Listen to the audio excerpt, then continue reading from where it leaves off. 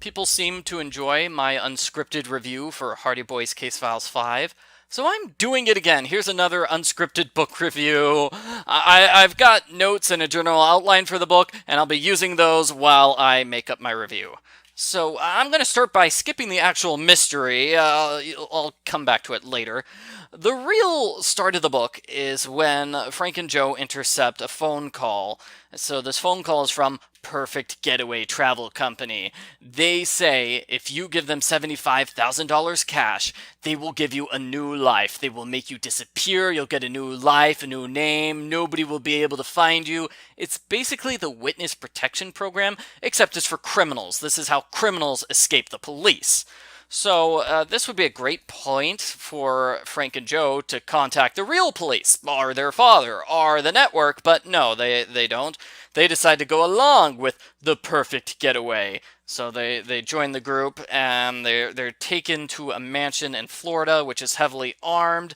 Their cover story is that they are computer hackers who need to escape the country. They're really good with computers. Frank even explains that email stands for electronic mail. Whoa, he is so high tech! But then their cover is blown because the culprits searched their luggage. Frank has a magazine with his name and mailing address on the label. So Frank is an idiot. Yeah, he had his real name in his luggage. The culprits figure out he's a detective. They throw the Hardys in a prison. Now, the Hardys were able to rob the culprits while being thrown in prison. I don't quite get that part, but they did. So Joe's got a knife.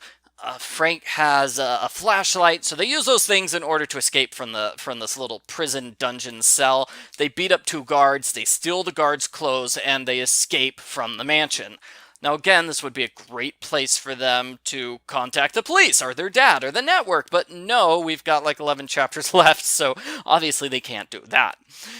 So what they do is they escape from the compound, and while they're walking along the beach, somebody in a yacht yells at them, "Hey, are you the two new recruits?" And they say, "Yes, we totally are.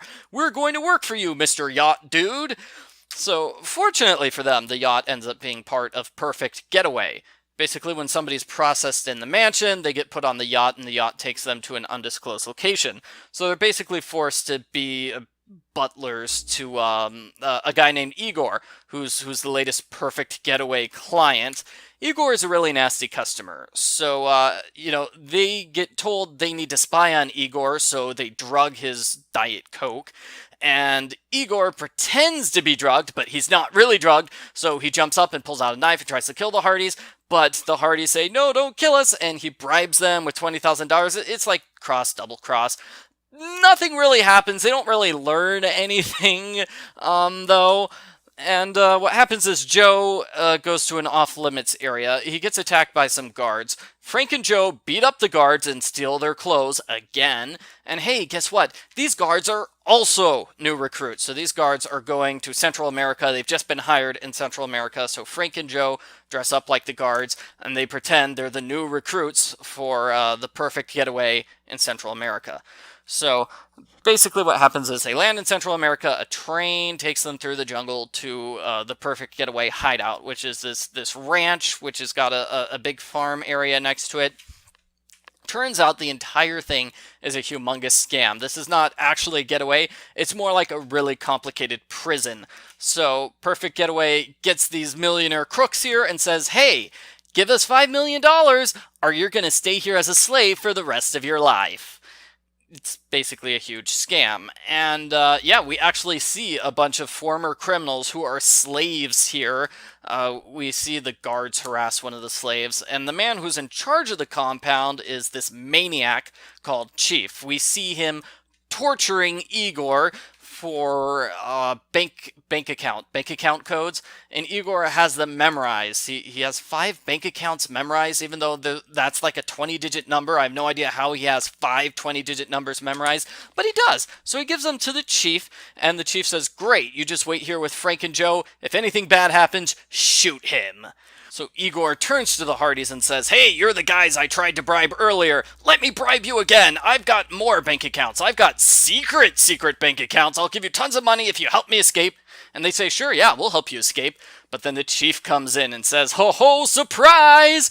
I just bugged this room. I know you're a bunch of traitors, and now I'm gonna murder you.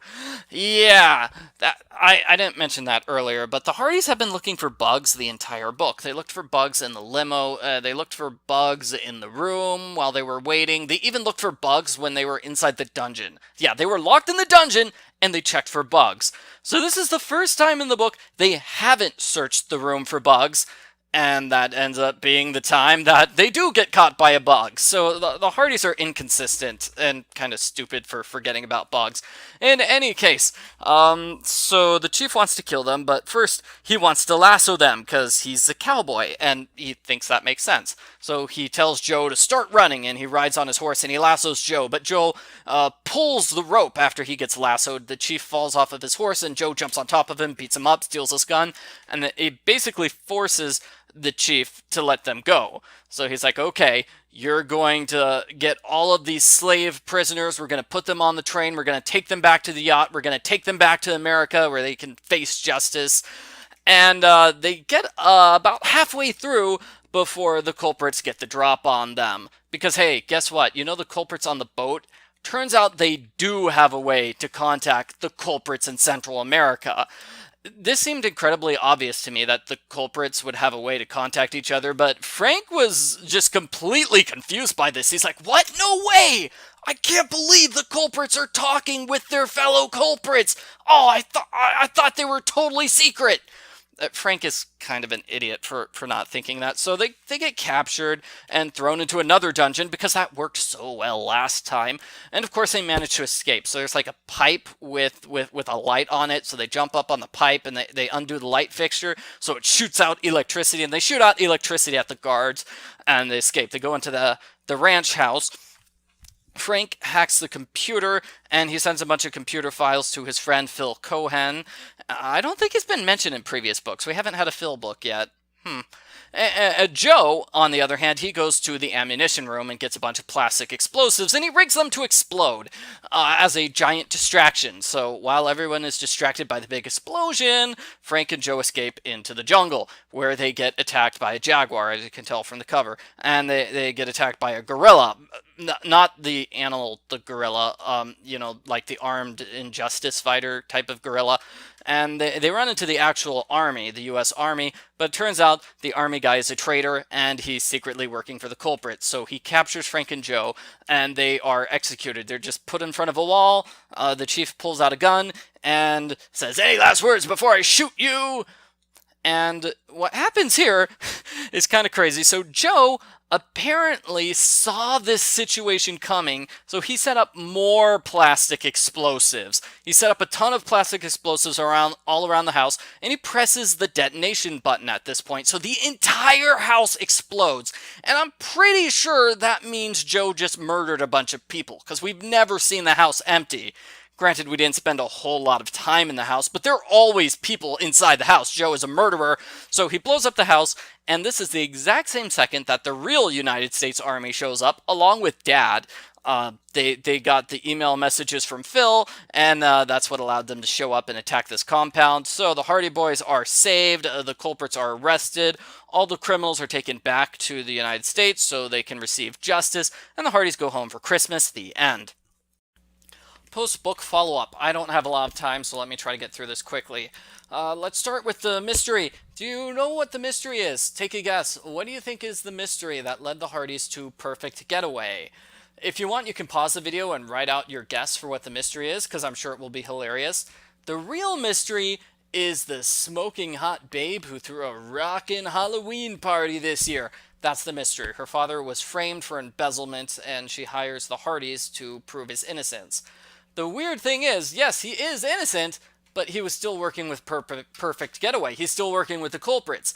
Why? If you're innocent, why are you trying to flee the country for a crime you didn't commit? That doesn't make sense. It never gets explained. The mystery has nothing to do with the rest of the book. It's really more like an afterthought than an actual part of this mystery book. Okay, the other thing I want to talk about is gun safety. At one point, Frank and Joe put the story on hold for a moment to discuss gun safety. Should they bring a gun with them for self-protection? They decide, no, guns are dangerous, guns are bad, you should never use guns except in extreme life or death situations. The problem is, this is an extreme life and death situation. We have culprits with literal human slaves, culprits who torture people, and the Hardys could really use a gun for self-protection. We see this later on, because how do Frank and Joe escape? They steal someone's gun and use it to protect themselves. And then later on, Joe sets off a bunch of plastic explosives blowing up a building. So he's okay with blowing up buildings and killing people, but not with guns? That doesn't make sense. I mean, I understand what the book was trying to do. It was trying to give a lesson to younger readers, telling them that, hey, guns can be dangerous, don't play with guns, it's really deadly, be cool like the Hardys, and just don't mess around with guns, which is a good lesson. However, the Hardy Boys do use guns, they've used guns in previous books, and they do a lot worse than use guns in this book, and that totally undercuts the gun safety message. And I'm totally out of time, so I'm going to wrap up this book review. Hardy Boys Case Files number 12, Perfect Getaway, not a perfect book. I'm giving it a 1 out of 10. It's kind of long and rambling, like this review. There's basically no storyline. It's the Hardys go with the culprits, they get caught, they escape, they go a little bit further, they get caught, they escape, they go a little bit further, get caught and escaped, and they just do that through the entire line of this long, complicated culprit plot.